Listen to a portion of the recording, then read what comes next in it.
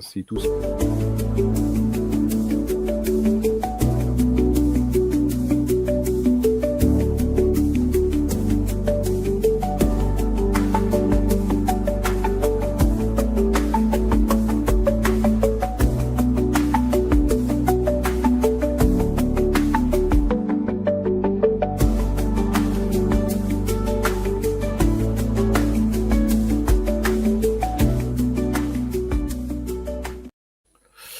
Bonjour à tout le monde, bienvenue à toutes et à tous pour ce 54e meet-up du magazine Programmé. Donc, alors, c'est pas un format meet-up classique parce qu'on est en virtuel pour une fois et c'est plutôt un BBS, donc un Brown Bag Lunch. Voilà, parce que ça nous paraissait intéressant d'organiser ça à midi durant la pause déjeuner. Alors, aujourd'hui, nous accueillons David, Richard et Kevin, tous membres de Diggers. Je vous laisse vous introduire en quelques mots et après je parle du sujet de ce midi. Très bien. Qui commence ? Allez-y. Écoute, je vais prendre la parole. Merci François. Donc moi, David Chevrier, je suis un des 3 associés fondateurs de la société Diggers, créée il y a près de 7 ans maintenant. Je suis en charge de la direction opérationnelle et technique de la société. Très bien. Et bien, je vais prendre la suite. Du coup, Richard Mtumo, développeur du coup full stack depuis quelques années maintenant, au sein de Diggers depuis 2022. Voilà. Voilà. Et donc, aujourd'hui, on va vous présenter effectivement un sujet qui, ma foi, j'espère, vous trouverez intéressant. Et Kevin ? Bonjour, donc moi je me présente, Kevin, consultant chez Diggers. Pareil, je suis très content d'être là aujourd'hui pour vous présenter le sujet dont on va vous parler tout de suite. Et je suis très content d'avoir collaboré et avec Programmé et avec Richard et David sur cette présentation. Très bien, merci. Donc le sujet de ce midi, donc on va essayer d'aborder ça en 50 minutes, à peu près, ou 55 minutes, et on vous libère à 13h. Donc on va parler un petit peu de Netflix. Alors tout le monde connaît Netflix, mais ceux qui se cachent en fait derrière le front que l'on voit sur nos box ou sur nos applications, on s'aperçoit que l'infrastructure, que ce soit l'infrastructure plus sa matériel et applicative, elle est assez monstrueuse parce que en fait, il faut pas oublier que Netflix c'est mondial, c'est pensé dès le départ au niveau mondial. Donc ça veut dire des data centers, des infrastructures qui sont capables de monter en charge extrêmement rapidement et pour provisionner en fait les vidéos, les flux vidéo sur des millions et des millions de users. Et vous allez nous parler un petit peu de ces problématiques, de comment c'est structuré, les couches applicatives que l'on voit, que l'on a, et les technologies en fait qui sont utilisées. Et on voit que un Netflix ne fait pas dans l'exotique, ou très peu, et qu'ils utilisent beaucoup de couches vraiment du marché, mais vraiment à des échelles assez monstrueuses. Et ça, vous allez en parler dans quelques minutes.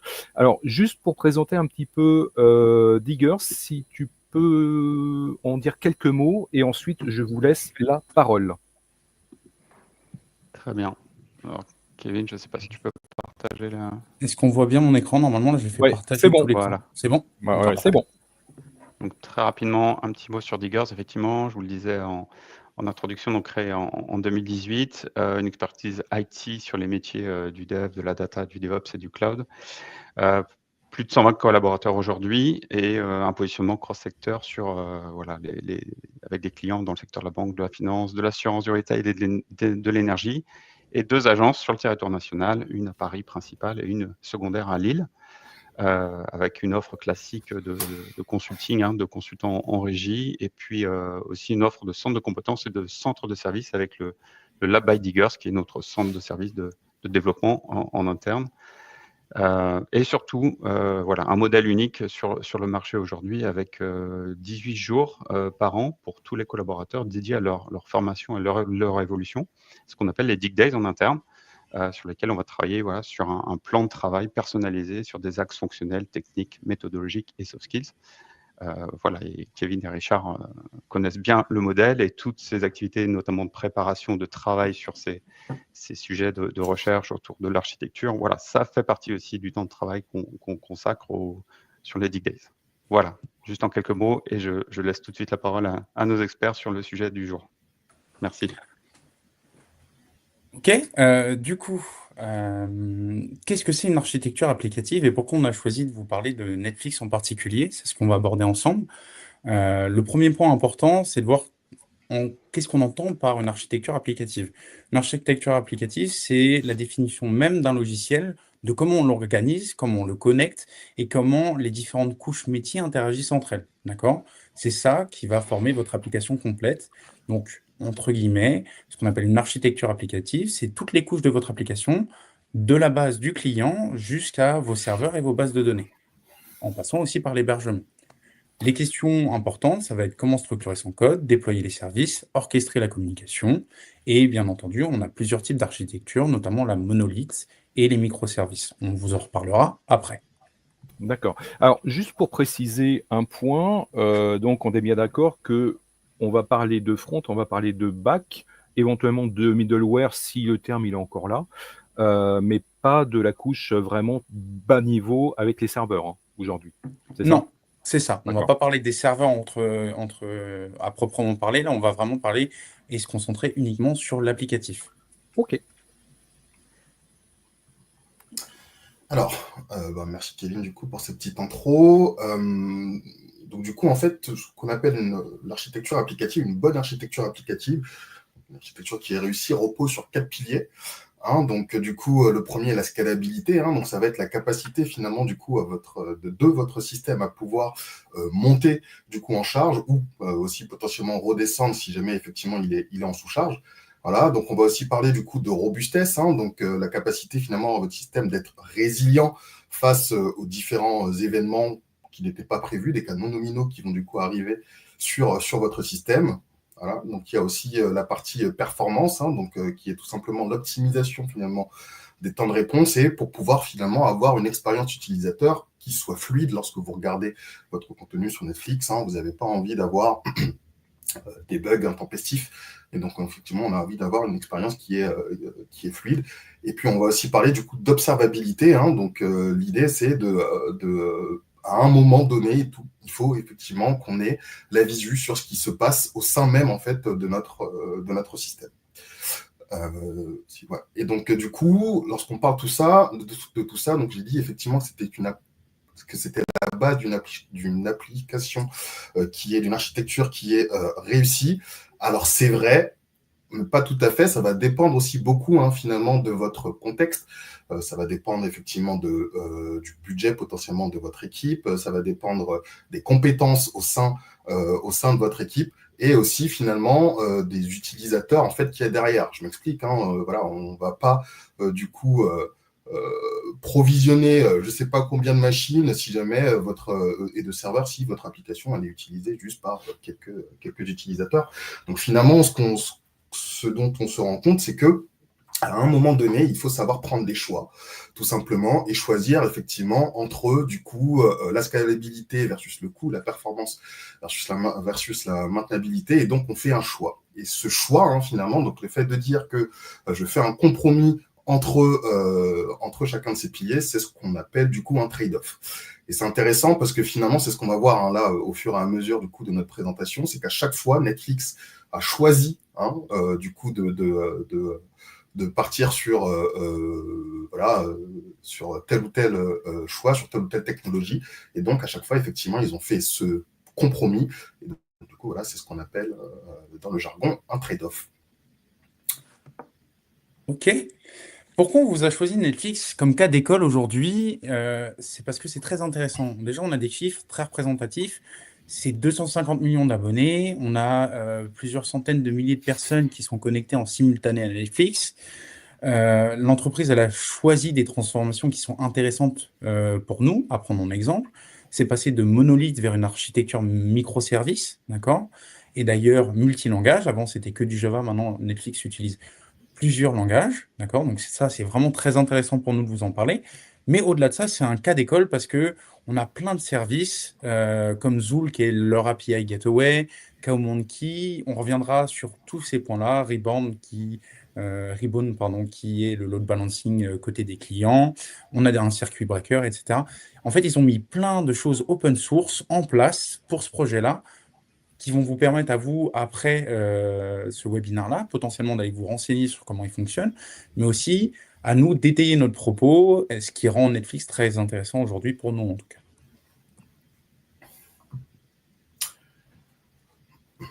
Ok, donc dans les piliers, on a la première chose dont on vous a parlé, c'est la scalabilité. C'est grandir sans limite. Netflix, on le voit bien avec ses 250 millions d'utilisateurs, ils ne peuvent pas se permettre d'avoir une taille limitée, d'accord? Donc, ils devaient pouvoir faire une architecture qui était scalable et scalable en fonction des services pour que ça coûte moins cher. Normalement, on sait tous à peu près ce qu'est l'architecture microservice. Là, aujourd'hui, c'est plus de 700 services hébergés sous AWS, d'accord? C'est aussi un ajustement automatisé des instances. C'est ce qu'on appelle l'autoscaling. Aujourd'hui, Netflix est intéressante. Et pourquoi, dans une architecture applicative, la scalabilité, c'est super important? Parce que dans le cas où on va utiliser des microservices, on va pouvoir scale la puissance de calcul de nos serveurs en fonction du service. Pour étayer à peu près mon propos, très simple, imaginons que j'ai un service panier pour mon e-shop et que j'ai un service euh, de streaming vidéo, dans le cas de Netflix. Le service panier, c'est ce qui sert à mes futurs clients à s'abonner. Donc, il va être moins visité que le service de streaming, je m'en doute. Et donc, le microservice, l'avantage, c'est que je vais pouvoir scale uniquement le service que j'ai besoin. Là, en l'occurrence, dans mon exemple, le service de streaming. Au-delà de ça, on a une distribution avec CDN Open Connect au plus près de nos utilisateurs. Donc, c'est une distribution vidéo que Netflix a mis en place qui est extrêmement pratique en termes de gain de temps. On a en fait une séparation des plans. Donc, on va avoir un data plane pour les vidéos et un control plane pour tout ce qui va être authentification. Ce qu'il faut retenir ici, c'est que la scalabilité de Netflix le gère très bien parce qu'ils compressent bien leurs vidéos. C'est tout un système qu'il y a derrière. Ils ont de l'autoscaling en fonction de leurs microservices. Et au-delà de ça, ils ont des microservices hébergés dans le cloud. Donc, ils ont pu mettre une politique d'autoscaling assez facilement avec le cloud.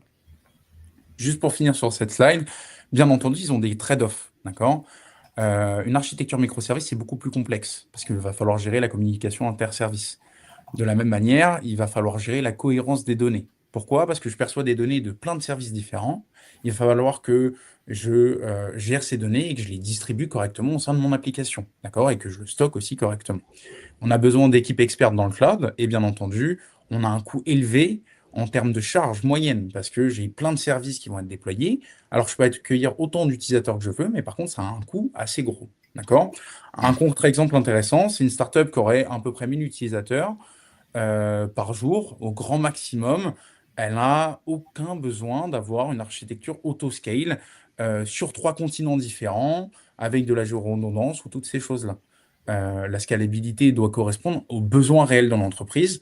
Là, Netflix, c'est un cas très particulier, encore une fois. C'est pour ça qu'il est intéressant sur ce sujet-là.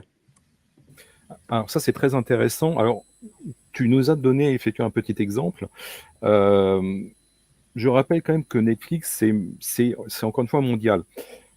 La moindre sortie d'une nouvelle série ou d'un nouveau film, en fait, apporte du stress au niveau de ton infrastructure, d'accord? Et quand c'est disponible dans les pays, effectivement, potentiellement, c'est 50, 100 millions de personnes qui vont se connecter au contenu.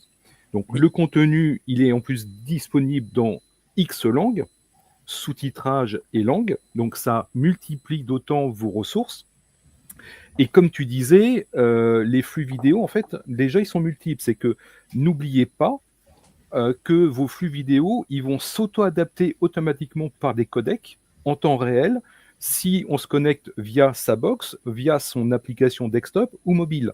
Et les flux et les codecs qui vont être mis en œuvre si je suis sur ma box, ce n'est pas le même codec que ce que j'aurai sur mon flux mobile. Donc déjà là, vous allez stresser énormément la charge de votre infrastructure applicative et purement un matériel parce que les séries et les films les plus attendus vont extrêmement charger en fait le réseau, d'où le rôle du CDN, évidemment. Et comme tu disais, de la montée en charge des microservices, parce que ça, c'est très, très important. Et on ne parle pas de 1000 serveurs, on parle de plus de 70 000, 100 000 instances de serveurs qui tournent tout le temps au niveau mondial pour Netflix. Hein. Voilà. Oui. Voilà. Oui, Et je laisse ma parole. En plus, une des choses où je suis passé assez rapidement, mais je vais me permettre de revenir dessus un petit peu. Tout à l'heure, je vous ai parlé de géoredondance. Faut savoir que pour qu'une architecture soit qu'elle ait le moins de latence, d'accord, qu'une application elle ait le moins de latence pour mes utilisateurs, il vaut mieux qu'elle soit dans un data center proche de mon utilisateur, d'accord? Je m'explique. Si je suis à Paris et que mon data center il est à Moscou, je vais avoir beaucoup plus de latence que si mon data center il est à Dijon, typiquement. Eh bien, là, c'est le même principe. Netflix, grâce à la géoredondance, ils peuvent répliquer leur application, mais sur des serveurs qui sont à différents endroits géographiques. Et ça, c'est très intéressant pour Netflix parce que vous imaginez bien que vous n'avez pas envie d'attendre 15 à 20 minutes pour lancer une série. Moi, je lance ma série, je veux qu'elle démarre au bout de 5 secondes. Et pour ça, il faut qu'ils gèrent correctement la latence. Encore une fois, c'est un gros défi parce que, en fonction des pays, typiquement, il y a des films qui n'ont pas le droit de publier dans certains pays ou sur d'autres. Et du coup, quand ils vont scaler le service, ils doivent aussi gérer les types de vidéos qui sont disponibles dans ce pays-là. Donc, il faut faire très attention à ça. C'est là où c'est vraiment un cas très intéressant. Est-ce que quelqu'un a quelque chose à rajouter sur la scalabilité? Oui, en fait, c'est très intéressant ce que tu dis là, parce qu'on oublie toujours que le cloud, en fait, une infrastructure cloud, c'est une toile d'araignée. Donc, c'est pas linéaire, en fait, mais il y a des routages dans tous les sens. Et effectivement, et ça, tu as tout à fait raison de le rappeler, plus le serveur, le data center est proche de l'utilisateur, et mieux c'est, parce qu'on a moins de... Alors, théoriquement, on a moins de latence Oui. parce qu'on est plus proche. Alors, même si parfois, c'est pas totalement le cas, parce que ça va varier aussi avec la qualité de la connexion, évidemment, et de la ligne. Mais effectivement, plus on est proche de l'utilisateur et de la source serveur, et mieux c'est. Et le routage, en fait, va être largement pris en charge par le CDN, parce qu'il sert à ça, et à déterminer la meilleure route entre le serveur et notre client. Voilà. Et je me retais. Ok. On va passer sur la robustesse. Je te laisse l'image là. Ouais. Alors, du coup, effectivement, on va parler un petit peu donc, de ce qu'est la robustesse. Avant de rentrer dans le détail sur comment, effectivement, Netflix implémente du coup la robustesse de son système, on va rappeler un petit peu ce que c'est. Hein. Donc, effectivement, comme on l'a dit en introduction, la robustesse, c'est la capacité, finalement, du coup, d'un système à pouvoir continuer à fonctionner dans des conditions qui sont non nominales.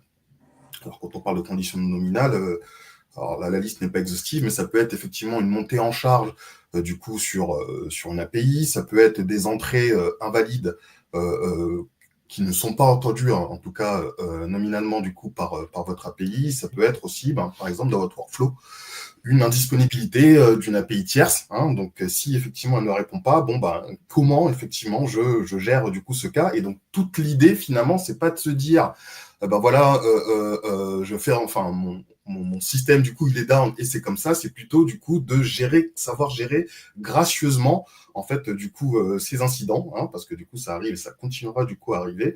Voilà, et donc de faire en sorte finalement que le service lui reste disponible et d'éviter du coup les pannes en cascade.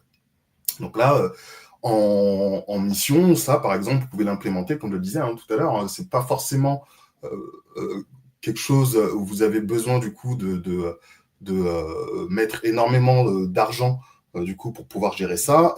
Un cas là ici, ça peut être par exemple d'implémenter du throttling. Hein, si vous voyez effectivement que sur votre API, on a une montée en charge qui est énorme et que a priori ça se répète relativement souvent, on peut d'ores et déjà, par exemple, implémenter du throttling pour pouvoir éviter que le endpoint, du coup, que le service, du coup, soit en surcharge et pouvoir répondre quand même, du coup, à toutes les requêtes qui vont arriver, mais paquet par paquet, quoi, en fait, finalement. D'accord. Alors, j'ai juste une petite... Alors, il y a deux petites questions, je pense que c'est très intéressant de les aborder maintenant. À quel moment une startup décide qu'il est plus intéressant d'avoir des serveurs en propre plutôt que de s'appuyer sur des solutions comme du GCP ou de l'Azure? Ça, c'est une bonne question, ça. C'est une très bonne question. Est-ce que c'est le contexte? Est-ce que c'est l'usage? Est-ce que c'est l'application qu'on déploie? Richard, tu veux y répondre ou tu... Ouais, bah, je peux apporter effectivement donc une partie de la réponse, hein. Donc, je pense qu'il faut d'abord effectivement savoir finalement dans quel contexte notre application du coup elle va être déployée, essayer d'identifier tout de suite quelle va être l'affluence, j'ai envie de dire en fait sur notre service hein, qui sera déployé. Et à partir de là, je pense on peut prendre du coup des décisions et se dire bon bah si je sais effectivement que je vais avoir sur mon endpoint, je dis n'importe quoi, 10 000 requêtes qui vont arriver à la seconde, là tout de suite, effectivement, ça peut être intéressant potentiellement du coup de partir sur quelque chose d'un peu plus, comment dire, un software en fait du coup qui va pouvoir gérer ça plutôt que d'implémenter des solutions un peu minimales comme Throttling. Donc effectivement, je pense qu'au tout début, il faut savoir poser du coup le contexte, quelles sont les entrées en fait qui vont arriver du coup sur mon service et pouvoir prendre du coup la décision, enfin la décision architecturale idoine hein, quelque part pour pouvoir répondre du coup à cette problématique. La deuxième question qui est très intéressante aussi, est-ce que l'architecture applicative elle a évolué ou est-ce que c'est celle de début? Alors, c'est une bonne question et on y répondra hein, de toute façon au fur et à mesure. Netflix, par exemple, je pense que tu l'avais dit, hein, Kevin, de toute façon au début, ils étaient partis effectivement sur un monolithe et après, effectivement, ils sont partis du coup sur une architecture microservice. Il y a d'autres boîtes qui ont fait le chemin inverse, hein, d'ailleurs aujourd'hui, pour d'autres raisons, des raisons d'ailleurs qu'on va évoquer un petit peu tout à l'heure. Mais pour répondre à ta question, François, l'architecture que vous mettez en place à un moment T n'est pas vouée à être finalement la même dans les années qui suivent. Forcément, hein, en fonction du coup de l'évolution du nombre d'utilisateurs, ou même en fait d'événements qui vont arriver, on va en parler tout à l'heure quand on parlera du coup de l'observabilité, votre architecture du coup va forcément évoluer et vous allez pouvoir aussi prendre les différentes solutions du marché, ou pas forcément du marché, mais en tout cas implémenter, casser peut-être votre architecture pour pouvoir la faire évoluer et répondre finalement aux problématiques auxquelles elle fait face tout de suite. Donc non, une architecture, elle évolue, elle n'est pas forcément la même au début et puis elle risque très fortement du coup d'évoluer au fur et à mesure. Par la suite, ouais. Oui, en fait, ce qu'il faut bien avoir en tête, c'est que Netflix n'a jamais hésité à changer de technologie ou de langage, d'ailleurs. Ça, c'est assez impressionnant. Ils n'ont jamais cassé à la mise en production, bien évidemment, mais ça prouve qu'ils ont toujours regardé qu'est-ce qui se passait, comment ils pouvaient améliorer les choses et comment, effectivement, ils pouvaient monter en charge. Parce qu'aujourd'hui, encore une fois, adresser plus de 200 millions de clients avec des contenus en vidéo streamés partout dans le monde, il faut quand même des technos qui tiennent la route derrière, ça c'est clair. Je vous laisse continuer. Ouais, super. Alors, donc, comme l'a dit tout à l'heure Kevin, hein, aujourd'hui Netflix est une architecture microservice. C'est plus de 700 services du coup indépendants et je pense qu'aujourd'hui on est à beaucoup plus hein, d'ailleurs. Cette stat, elle date un petit peu. Et en fait, ce qui est intéressant du coup, c'est de voir que Netflix du coup a utilisé en fait une approche bounded context. Hein, donc c'est une notion qui est tirée de DDD pour ceux qui s'y intéressent un petit peu. Et donc l'idée hein, ici, c'est vraiment de venir du coup isoler en fait les services du coup par leur domaine, fortement isoler en fait le service le domaine en fait du coup du service.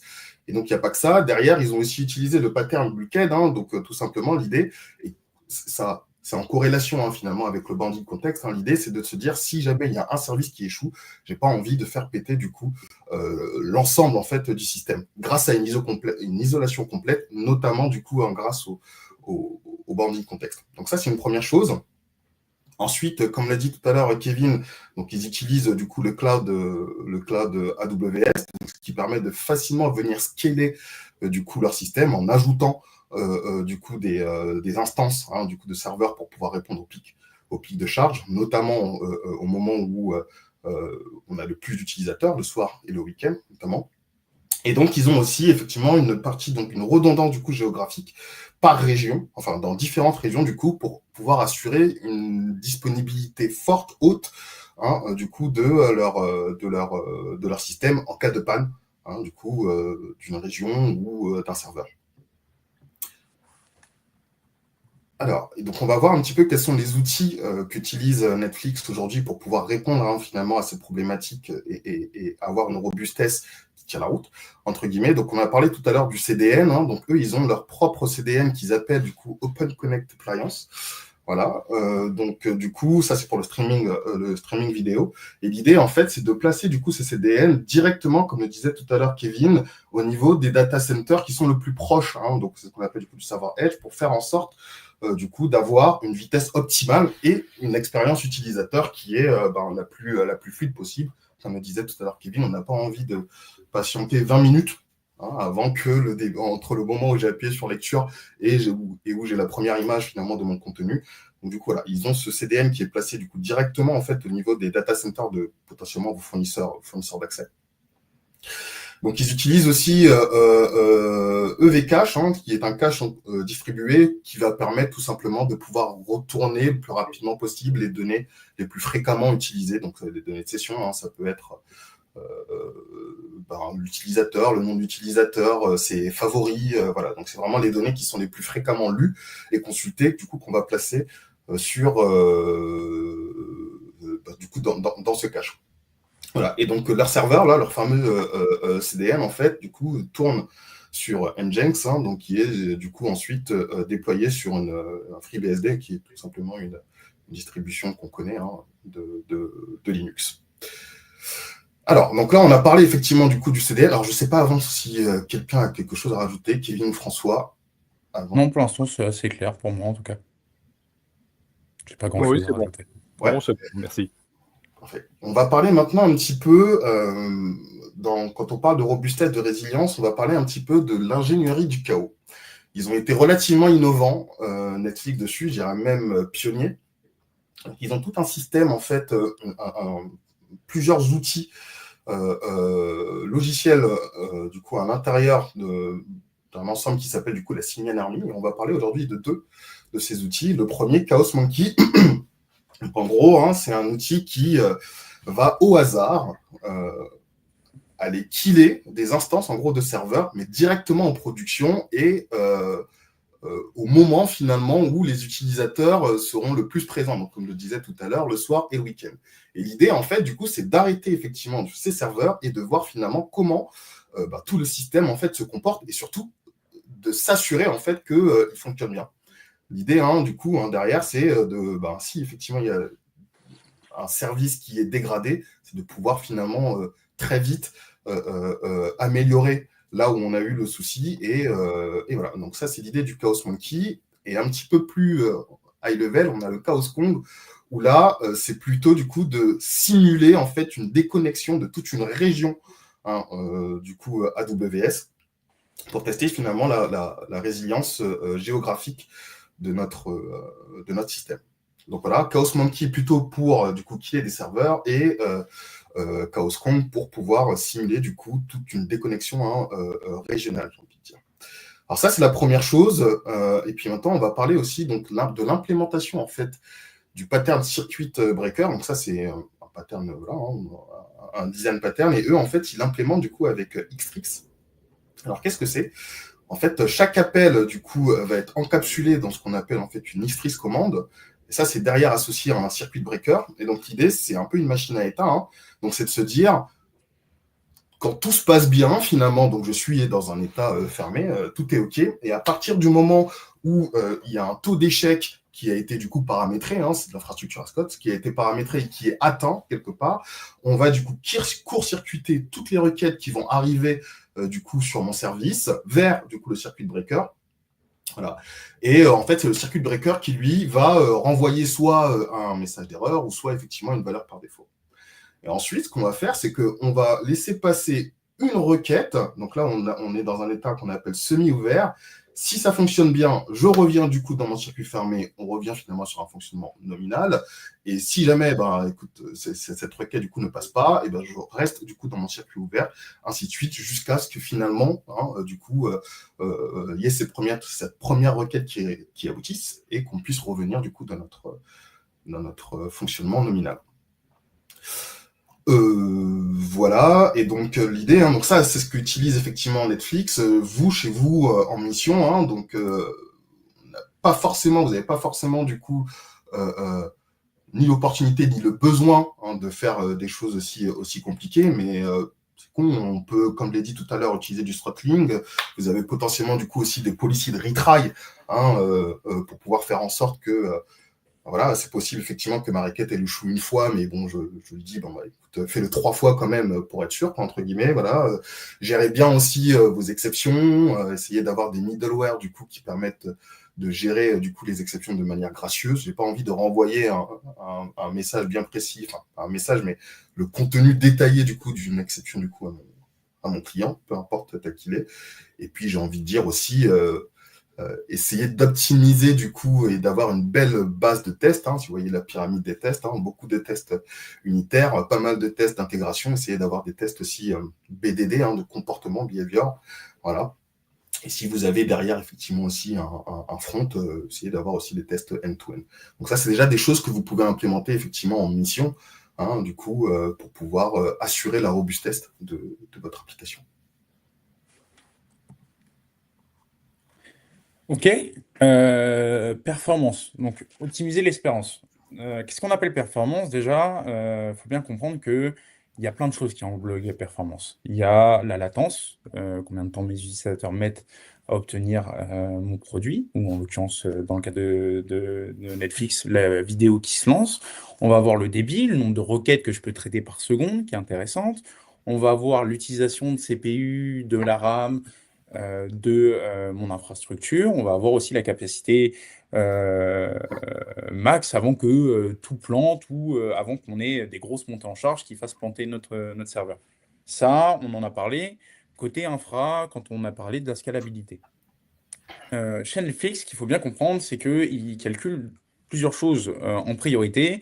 Le time to first frame, donc qui est le temps entre le moment où vous appuyez sur le bouton play et le moment où la première image se lance de votre vidéo. On va avoir aussi le rebuffer de ratio qui est très logué. Alors, le buffering de ratio, c'est quoi? C'est le temps à passer pour changer la qualité de ma vidéo en l'occurrence. D'accord?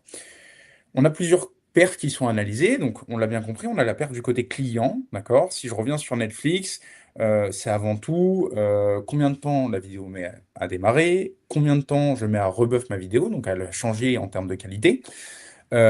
Pour ça, c'est ce qu'ils appellent l'adaptative bitrate streaming, d'accord? C'est mon player, le player de vidéo, va s'adapter en temps réel à la qualité de ma vidéo, au débit du réseau de mon utilisateur, d'accord? Parce que ça vient pas forcément, un problème de réseau ne vient pas forcément de mon infrastructure. Ça peut aussi venir de l'utilisateur. Donc, Netflix met en place ce buffering, d'accord? En plus de ça, il va falloir pour Netflix optimiser toute la partie cache, d'accord? On en a parlé rapidement avec Fcache. On va avoir des Redis et autres systèmes pour accélérer en fait l'accès aux données. Quand on cache dans une application, c'est vraiment la base, c'est de se dire j'ai traité des informations que je ne veux pas retraiter à chaque fois qu'on me la demande, donc je vais les cacher pour éviter de les retraiter à chaque fois. Ça nous permet de faire quoi, ça? Pareil, ça nous permet d'éviter de recalculer ou de retraiter des informations et de les redistribuer derrière. Le cache est accessible directement, c'est beaucoup plus rapide pour l'utilisateur de le récupérer. D'accord? Chez Netflix, on n'a pas vraiment de chiffres sur la partie performance. On sait qu'ils en font, d'accord? Mais on n'a pas vraiment de données là-dessus. On sait quels outils ils utilisent. On a parlé de CDN Mondial Open Connect, qui réduit la latence. Je ne vais pas repasser dessus encore une fois. On a l'ajustement automatique de la qualité vidéo, donc ça c'est ce qu'on vient de définir. On a les caches, mais aussi on va avoir tout ce qui va nous permettre d'observer nos métriques. Parce que dans la performance, on a aussi l'observation. On va avoir Atlas, qui est notre Base Time Series, en gros. Atlas, qu'est-ce qu'il fait? Ben, en fait, c'est ce qui va nous permettre à nous d'obtenir les métriques opérationnelles. C'est l'outil de Netflix qui va avoir la latence, le nombre d'erreurs, l'utilisation de CPU, etc. On va avoir Mantis, qui est aussi très utilisé. On ne va pas tous les faire, on n'aura pas le temps aujourd'hui, mais Mantis, lui, c'est la plateforme de stream processing en temps réel pour analyser en fait la télémétrie opérationnelle, donc les logs, les événements, les métriques de nos vidéos. D'accord? Bien entendu, Netflix, pour ça, il a mis une pipeline de streaming optimisée, d'accord? Donc c'est ce qu'on vient de dire. La recommandation en temps réel, comment il fait ça quand il vous propose un top 10? Bah, très simple, il fait un batch la nuit, il le précalcule. Pourquoi? Pour éviter d'avoir à le calculer en temps réel au moment où vous démarrez votre application. Il ne faut pas l'oublier. C'est quelque chose qu'ils évitent de calculer en temps réel. Bah, c'est du temps gagné. D'accord? On peut le faire tourner sur des gros serveurs. Netflix vont prioriser l'expérience utilisateur plutôt que le coût de leur serveur. Donc, s'ils doivent faire tourner des gros batch la nuit, des gros traitements, ils vont pas avoir de problème à le faire tourner la nuit et que ça leur coûte quand même de l'argent la nuit alors qu'il y a moins d'utilisateurs. C'est pas un problème pour eux. Au contraire, ça les arrange. On va voir des découpage des services critiques. Donc ça, c'est le microservice, streaming, facturation, recommandation. On a vraiment des services en particulier.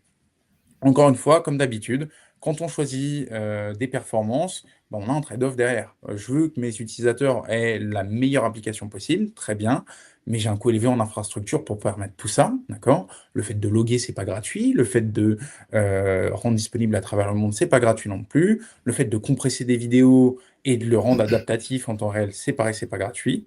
Donc ça coûte vraiment quelque chose ça a un coût quand même élevé. On a la maintenance du réseau. Pourquoi? Bah, mon application est déployée à travers le monde, donc il faut que je la gère partout à travers le monde et que je sache s'il y a des problèmes qui viennent de tel ou tel pays pour des raisons tierces. Et enfin, on a besoin vraiment de spécialistes sur les performances et le réseau de notre application. Et là, du coup, Netflix n'a pas ce problème-là parce qu'ils ont les moyens de le faire. Mais vous imaginez bien que pour une jeune startup, on ne va pas pouvoir prévoir, au tout cas au tout début, de fonctionner pour le monde entier. En tout cas, ça nous coûterait trop cher au début. Voilà. Alors, du Est-ce qu'il y coup, a des choses à rajouter, pardon, Hans, j'ai oublié de demander. toi, Non, ça me semble Parfait. clair. t'en as parlé un petit peu, hein, du coup, tu as parlé de log, et forcément, quand on parle de log, hein, on parle finalement d'observabilité. On en a vaguement, du coup, abordé la notion en introduction. Donc, l'observabilité, tout simplement, hein, c'est qu'à tout moment, on doit pouvoir être capable, du coup, de monitorer, hein, tout simplement, le système, de mesurer des temps d'exécution pour potentiellement aussi sortir là où on va avoir, du coup, des goulots d'étranglement et de comprendre, tout simplement, du coup, l'état hein, dans lequel notre système est. Et donc, l'idée, c'est de pouvoir du coup être réactif hein, finalement aux événements, voire je dirais même proactif, et du coup de prendre les décisions idoines, et de potentiellement changer du coup non seulement l'infra, mais aussi potentiellement le code, hein, de façon à ce qu'il puisse les fonctionnalités implémenter du coup des fonctionnalités de manière la plus optimale possible. Et donc l'observabilité, ça repose sur 3 piliers. Du coup, le premier, effectivement, les logs, dont tu as parlé tout à l'heure, Kevin. Hein. Donc, ce sont effectivement des événements détaillés qui vont se produire en temps réel, du coup, sur tout le système. Voilà. Les métriques, donc ça va être vraiment, en fait, les valeurs, du coup, numériques, hein, que vont composer, du coup, les logs. Donc, ça peut être effectivement le CPU, des temps de réponse, les différents taux d'exception.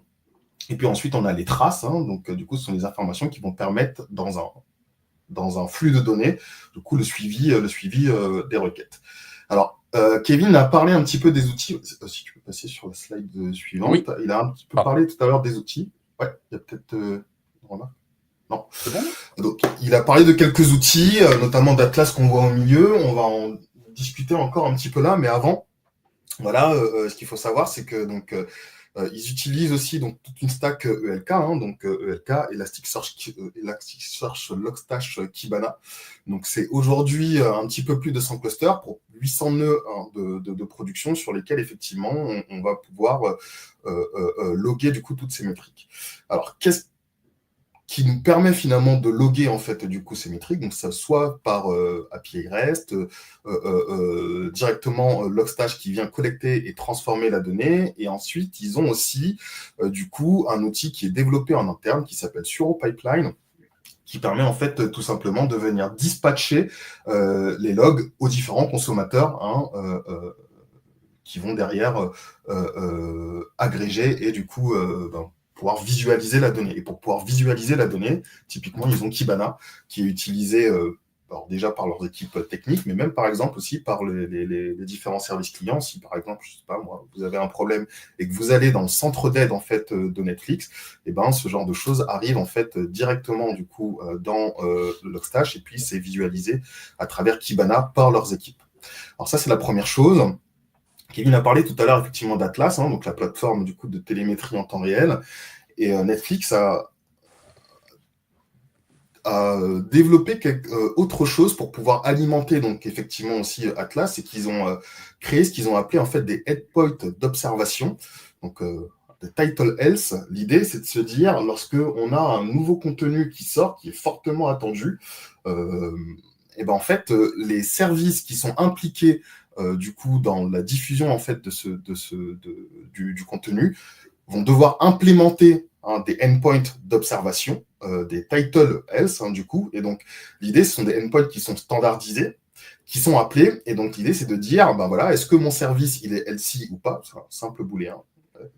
Et s'il l'est, bah, tant mieux. Voilà. Et s'il l'est pas, en fait, il faut du coup, ça renvoie à la raison de pourquoi effectivement il n'est pas healthy, et ensuite une idée de comment résoudre finalement cette problématique. Alors, ça peut être du coup, il manque le dessin de la série ou du film que vous êtes en train de regarder, et la recommandation, ça va être tout simplement de re-uploader l'image du service directement. Voilà. Et donc l'idée, effectivement, c'est de se préparer le plus possible, enfin, même pas le plus possible, le mieux possible, du coup, à la sortie d'un nouveau contenu. Donc ça c'est une chose, du coup. Et puis, ils utilisent aussi donc eBPF, qui en fait va pouvoir permettre de créer des programmes qui vont eux s'exécuter directement dans le kernel en fait des différents serveurs quelque part. Et l'idée en fait, c'est de pouvoir avoir à tout moment du coup des informations sur la performance du réseau, et monitorer tout simplement ces outils-là. Et donc derrière, on va avoir effectivement aussi BPF Top, qui est donc du coup un outil qui est développé par Netflix et qui est disponible, c'est open source, donc sur leur, vous verrez souvent du coup Netflix OSS, donc Netflix Open Software, voilà, Center. Et donc du coup l'idée, c'est de pouvoir monitorer l'exécution finalement de ces programmes eBPF. Et donc finalement, ce qu'on voit, si on prend un petit peu de hauteur, c'est que Netflix, non seulement effectivement, donc ils ont de l'observabilité du coup sur leur infrastructure, de l'observabilité un petit peu opérationnelle, mais aussi un petit peu fonctionnelle avec le title health, du coup, pour pouvoir finalement être le plus près, le plus optimal possible sur le contenu en fait, du coup, qui vont pouvoir sortir. Alors, ce qu'il faut savoir, c'est que ce title S n'est pas du coup sur tout du coup les titres, comme on a dit, c'est plutôt sur le nouveau en fait du coup, les nouveaux contenus du coup qui vont sortir, parce que mine de rien en fait ça rajoute quand même de la charge, ça prend du temps à chaque fois, et donc du coup ils préfèrent le mettre uniquement finalement sur les contenus qui vont sortir, quoi, et pas du coup sur tous les contenus. Alors, il y a une petite question. Combien et quels langages sont utilisés par Netflix et comment ils ont été choisis? Pour pouvoir... Ouais, vas-y, je t'en prie. Je sais pas si t'as terminé. Alors, qui veut répondre? Alors, je me souviens plus particulièrement du nombre de langages utilisés par Netflix, parce que en comptant leurs applications open source et les microservices différents qu'ils ont, je ne saurais pas dire exactement combien. Je dois l'admettre. Peut-être que Richard, tu as la réponse, mais je dois admettre Alors, que... je sais pas exactement. Alors, je sais que ils utilisent, ils ont pas mal utilisé Java pour le coup. Pour leur application mobile, je crois qu'ils utilisaient. Alors, j'ai une partie de la réponse, si ça vous intéresse. Alors, côté front, on trouve du GraphQL, on trouve du Swift, on trouve du Kotlin, du JS, du React. Ouais. Donc en back, ça vous l'avez déjà cité, on a du Flink, on a du Kafka, du Cassandra, du MySQL aussi, de l'Eureka, du Zool, du Spring Boot. Ensuite, on a des codecs, des transcodeurs de ces élastiques, du S3, du CloudFront évidemment, de l'OpenConnect. Pour le storage, donc on a du Redshift, donc ça c'est côté Amazon, du S3 encore, du Druid. On a du Spark et du Tableau pour les data traitements, en fait, pour les traitements de données. Et une énorme partie CI/CD avec du Jenkins, du pager d'outils, du Confluence et encore d'autres joyeusetés. Donc vraiment une architecture quand même qui est Extrêmement assez complexe. polyglotte. Ouais, tout à fait. Tout à fait. Mais d'ailleurs, ils ont même une partie bas niveau avec. Je sais qu'ils ont des modules en Rust, parce qu'à un moment donné, ils avaient publié des articles dessus. Mm. Je sais qu'ils ont des langages bas niveau et ils font même du machine learning. Donc, t'en as parlé un petit peu, mais ils ont forcément l'utilisation de Python en plus. Ouais. Ils ont le Kotlin aussi pour Android parce qu'ils font Mm. des applications natives. Ouais, tout à Donc, fait. ouais, c'est vrai qu'on a pas mal de choses, quoi. Alors, en complément sur ce qui a été dit sur Atlas, est-ce que Netflix utilise les standards et conventions d'Open Télémétrie, même quand ils utilisent leur propre outil Atlas? Richard, je te laisse répondre. Alors là, pour le coup, j'ai pas la réponse à cette question. J'avoue, là, François, tu me poses une colle là. Pour ce qui est en tout cas de la performance, je sais qu'ils respectent les standards de latence. Autrement dit, le P99, etc. Le P95, le P99 qui sont le time to frame, to first frame, pardon, dont je parlais tout à l'heure. Ça, ils le respectent. Aujourd'hui, la plupart des sites de streaming le respectent en général. Après, pour la question Atlas, je ne sais pas s'il y a autre chose à rajouter. Peut-être François, tu sais. Non, en fait, non. Moi, ce que je conseille, c'est de regarder la doc sur le GitHub de Netflix. Et il y a les détails sur la partie Atlas Doc. Je pense que c'est le plus pratique. Oh, pardon, excusez-moi. Ok. Est-ce qu'il y a d'autres questions sur cette slide-là ou pas? Bah, pas pour l'instant, non. C'est bon. Ok. Donc, pour conclure, une architecture applicative moderne, le but de ce webinaire, c'est avant tout de vous présenter en fait comment on choisit notre architecture et c'est quoi nos piliers importants. On vous a parlé de piliers c'est parce que c'est vraiment ce qui va nous permettre de choisir. Comme vous l'avez pu le voir, que ce soit Richard ou moi, on vous a parlé de trade-off tout du long. C'est vraiment un point qui est très important, c'est-à-dire que en fonction de vos besoins réels, mais aussi des sacrifices que vous êtes prêts à faire, que ce soit en termes de coûts financiers, que ce soit en termes d'architecture, de complexité ou de personnes engagées, vous avez toujours des trade-offs. Que ce soit pour la scalabilité qui va vous permettre en fait de gérer un afflux massif d'utilisateurs, mais aussi de réduire vos coûts si vous avez de l'autoscale, parce que vous désactivez des machines au fur et à mesure que vous avez des utilisateurs qui partent sur l'utilisation en temps réel, que ça soit sur la robustesse, que ça soit sur les performances comme on l'a vu ou sur l'observabilité. C'est toujours 4 points qui sont très importants et c'est des questions qu'il faut se poser au moment où on crée notre application, notamment dans le cas où on serait une petite startup. Là, on a pris le cas d'une très grosse entreprise, mais tous les points qu'on a abordés se posent pour une petite startup.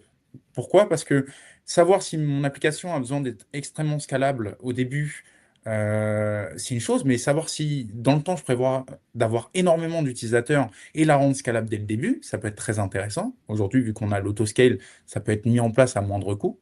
Pour la robustesse, c'est pareil. Pour les performances, c'est pareil. Et pour l'observabilité, encore une fois, c'est pareil.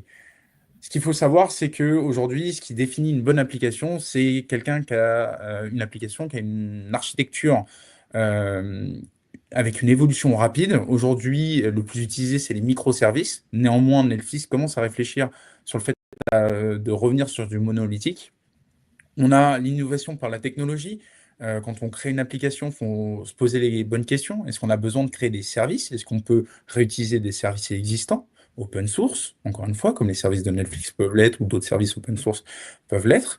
Et est-ce que les services qui sont open source sont dédiés à nos besoins en particulier? On ne va pas investir de l'argent et du temps si on n'a pas besoin de recréer la roue, typiquement. Et l'expérience utilisateur, c'est toujours au cœur. Pourquoi? Parce qu'une application, elle est vouée à être utilisée, que ce soit par un client, que ce soit par d'autres applications en interne. Chaque décision qu'on va prendre sur notre application, elle doit être pensée pour son utilité réelle et les utilisateurs qui vont la consommer, tout simplement. Je n'ai pas grand-chose d'autre à rajouter. Est-ce que quelqu'un a quelque chose à rajouter? Vas-y François, je te Ouais. prends. En fait, c'est une question qui revient souvent quand même, de choisir effectivement une architecture applicative, que ce soit en back ou en front, tous les 2. C'est des débats que l'on a depuis très, très longtemps dans le monde informatique. Certains vont suivre, les tendances à la mode. D'autres vraiment s'appuient sur les vrais standards, alors soit les vrais standards, soit les standards de facto, donc ce qu'on va appeler des standards de marché, parce qu'ils sont adaptés. Un des conseils que moi je peux donner personnellement, c'est d'éviter de vouloir rester à la mode. La mode, c'est éphémère. Ouais. La mode change tout le temps. Et pas sûr que ça réponde vraiment à vos besoins. Ouais. Et surtout, c'est pas en utilisant quelque chose à la mode aujourd'hui, qui ne sera pas forcément dans 12 mois ou 24 mois, que vous construirez une infrastructure, une architecture maintenable et viable à long terme. Je sais que c'est pas toujours évident. C'est vrai que c'est pas facile, mais une architecture, et Netflix l'illustre, doit être aussi bien pérenne que maintenable, mais suffisamment souple pour pouvoir interchanger les technologies. C'est tout à fait vrai. Je me permets du coup pour illustrer un petit peu effectivement ce qu'a dit François, et j'ai bien aimé le terme d'ailleurs que tu as adopté en disant voilà sur le fait de vouloir suivre les tendances. Typiquement, en fait, l'architecture microservice, à un moment, vous le savez, était fortement tendance à un tel point qu'il y a énormément de sociétés qui ont fait le choix de directement partir sur ce type d'architecture et qui aujourd'hui le regrettent un petit peu et qui font marche arrière. Parce qu'ils se rendent compte finalement que on va passer peut-être, lorsqu'on va vouloir monitorer notre système et étudier certains cas, certaines erreurs qu'on va avoir, on va passer beaucoup plus de temps à essayer de retrouver où s'est passée l'erreur, enfin dans quel service en fait s'est passée l'erreur, parce qu'il n'y a pas forcément de corrélation, et c'est là en fait on peut avoir de problèmes. Du coup, sur une requête qui va arriver et qui va passer dans un flow, il n'y a pas forcément de corrélation, et donc du coup, savoir où il y a eu une problématique, et ben du coup, on va plus passer de temps finalement à trouver la réponse à cette question qu'à trouver en fait la réponse à l'erreur, la vraie erreur en fait quelque part. Et donc tout ça, ben du coup, ça prend du temps forcément. Et donc du coup, ben il y a pas mal de boîtes comme Amazon d'ailleurs du coup qui ont fait le choix inverse, quelque part, du coup, et de revenir alors sur un monolithe, mais attention, on ne dit pas, c'est pas juste un monolithe dans lequel, effectivement, on va avoir tous les projets qui vont avec des interdépendances. C'est plutôt l'idée, finalement, du coup, d'avoir un monolithe fragmenté, modulaire, quelque part, voilà, avec des services autonomes à l'intérieur même, en fait, du coup, de ce monolithe, quoi. Et donc, voilà, donc, vraiment, je pense que l'idée, c'est vraiment de se dire, posez-vous bien les questions. Comme l'a dit François, les tendances ne sont pas forcément, du coup, les solutions qui vont répondre, vous, à votre problématique. Posez-vous bien les questions sur le budget que vous avez, les ressources, effectivement, aussi que vous avez, et prenez, ma foi, les décisions architecturales les plus adaptées, quoi, du coup, à votre contexte. Tu parlais de Rust. Alors, Rust, c'est un exemple effectivement assez éloquent, je trouve, aujourd'hui. Alors Rust, effectivement, il a beaucoup de qualités, notamment dans tout ce qui est le memory safe, évidemment. Ouais. Ça, c'est clair. Mais ne faites pas du Rust parce qu'il faut faire du Rust. Rust, c'est un excellent langage. Ça, c'est là-dessus, il n'y a aucun souci à avoir. Par contre, trouver des bonnes compétences Rust, ce n'est pas facile. Monter en compétences sur Rust, ce n'est pas facile. Et Rust, c'est un paradigme de programmation qui change quand même pas mal de choses. Oui. Il y a énormément de débats, si vous suivez un petit peu les problématiques autour de Linux, Rust et comment intégrer au noyau Rust à la place de C, de C++. Il y a énormément de débats et les débats sont parfois assez violents. Je l'ai vu l'an dernier, enfin cette année, durant la FOSDEM. C'est quelque chose à voir. Et depuis quelque temps, c'est dans la communauté Python, autour de C-Python, où des développeurs proposent d'injecter Rust directement dans C-Python. Mais avec beaucoup de défis qui ont relevé. Donc voilà, donc Rust, très très bon langage, mais il faut savoir l'utiliser, il faut savoir le manœuvrer, voilà, et on sait d'où on part, on a un legacy, on a un existant, réécrire une couche ou même des services dans un autre langage, ce n'est pas friendly, et ça, Non. on l'oublie souvent. Mais qui plus est, en plus, l'avantage on en a peu parlé, mais l'avantage de l'architecture microservice, c'est effectivement d'être polyglotte. Mais encore faut-il avoir l'intérêt d'être polyglotte. Quand on fait de l'informatique, il y a des denrées qui sont plus rares que d'autres chez les informaticiens, notamment, comme tu le dis, le Rust. C'est très compliqué de trouver quelqu'un qui est formé à la production en Rust, parce qu'il y a peu de gens qui font du Rust déjà, en tout cas sur la globalité des développeurs, mais aussi parce qu'effectivement, c'est un langage qui est encore une fois très particulier. Donc, pour moi, ça sert à rien, que ça soit en termes d'architecture, que ça soit en termes d'infrastructure, ou même que ça soit en termes juste de langage. Tu as tout à fait raison, ça ne sert à rien de suivre une mode. Qui plus est, à un moment donné, par exemple, c'était la mode du serverless. Tout le monde en parlait comme une révolution incroyable. Mais il faut voir si c'est viable. Il y a plein d'entreprises qui ont voulu commencer à faire du serverless, mais ça coûte extrêmement cher. Aujourd'hui, il y a quand même des entreprises qui l'ont adopté pour certaines parties. C'est un autre type d'architecture d'application, qui est un peu particulier, encore une fois d'ailleurs. Mais c'est vrai que ça dépend beaucoup de nos besoins, mais aussi de l'envie qu'on a.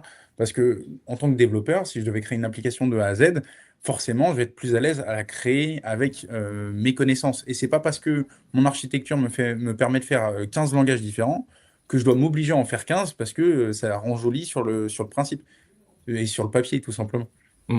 Oui, tout à fait, tout à fait, tout à fait. Et vous parliez de coûts, mais de compétences. Netflix, ils mettent les moyens derrière, attention. Oui. On ne parle pas de quelques millions, on parle d'un budget extrêmement important. Chaque année, ils investissent énormément dans l'infrastructure et dans le développement. Donc, voilà, et c'est des équipes techniques vraiment assez nombreuses aussi à ce niveau-là. Donc, en face, effectivement, ils mettent les moyens pour maintenir effectivement ce genre d'application. d'architecture. Un grand merci à David, à Richard, à toi, Kevin. J'espère que... alors oui, je précise que ce live sera redisponible dans les minutes qui suivent sur notre chaîne YouTube, donc ça ne pose pas de problème. Merci à vous trois pour cette présentation, j'espère que ça vous aura plu. Notre prochain meet-up, c'est un meet-up physique, et oui, dans la vraie vie, avec de vraies salles et de vraies chaises, et avec un en face de vous. Ce sera le 16 décembre sur Paris, donc toutes les infos sur programmer.com, sur meetup.com, et on parlera être un bon CTO en 2026. Voilà, et je rappelle aussi que la prochaine DevCon, donc la développeur conférence de programmer, ce sera la numéro 26, je crois, si ma mémoire est bonne. Ce sera sur la sécurité post-quantique et hacking, et ce sera le 22 janvier. L'agenda prévisionnel est déjà en ligne et les inscriptions sont ouvertes sur programmer.com. Merci à toutes et à tous, merci à vous trois, et à très bientôt. François. Merci, et à très bientôt pour un nouveau Meetup ou BBL. À bientôt. Merci, à bientôt, au revoir. Au revoir.